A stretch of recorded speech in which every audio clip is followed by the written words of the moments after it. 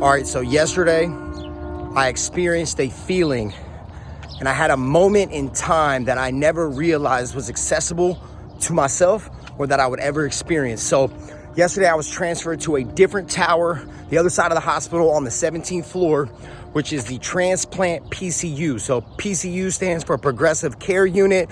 Usually there's heart complications or everybody's on a heart monitor, like there's a personalized one that is attached to the patient. And on that PCU, it's actually transplant patients, so individuals that are or have received transplant organs. Now, while I was in a patient's room taking care of a patient, another patient strolled by, and all I heard was, "Hey, Taj."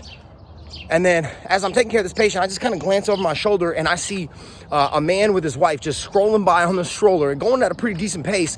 And I see the prosthetic leg and I look at the wife and she's like, and I instantly was like, "Oh, I took care of this man a few weeks ago." So I just go like, hey, great job. I see you out there getting it. That's what I'm talking about. Keep going. Don't stop. You know, something along those lines. And when I realized who that was, I remember when he was in the bed, when I was taking care of him, he was on the brink of death. Like, this man could barely even get out of bed. And once again, he has a prosthetic leg. You know, he's already had a transplant, needs another transplant. I mean, like, it was at a situation where when patients get transferred out of our unit, we don't expect to see them again. And, you know, it's not always the best outcomes when they were in the state that he was. But to see this man walking down the hall at full steam ahead with his wife, just like, yes, we are literally going in the right direction. And they recognize me. They notice me. They remember who I was. That means I made an impact. And that feeling of serving others without the expectations of being seen or without the expectation of recognition, but then getting recognized weeks later on the back end, and on top of that, somebody that was on the brink of death, that feeling, that is why I do what I do. That is why, I mean, I can barely even talk right now because I'm so, you know, I'm re-experiencing it right now as I speak it. That is why I do what I do. My job is hard. The healthcare is difficult. It's emotionally, physically, spiritually taxing. You know, we see life and death on a daily basis, and we see some of the worst of the worst, and we always hope for the best of the best. But it doesn't always work out that way because it's life.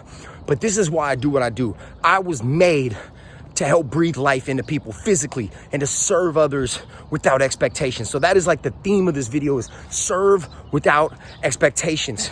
You will realize that your life becomes tenfold better when you help others when they cannot help themselves, and you give everything within you to others without expecting anything to come back.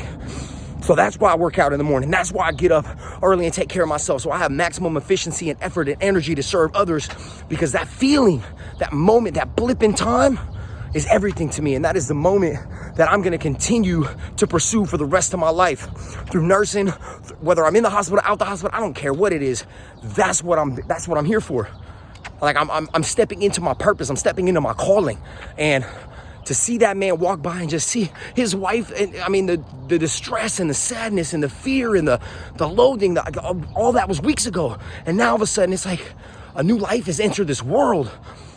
That is what I want to breathe to others. And I understand that it's not always going to be like that. And I'm prepared. I'm mentally preparing myself for that. So, you know, be of service, do what you do, and, you know, step into your greatness, baby. Let's go. You know, you hear the dogs. We got fans out here. That's how it is.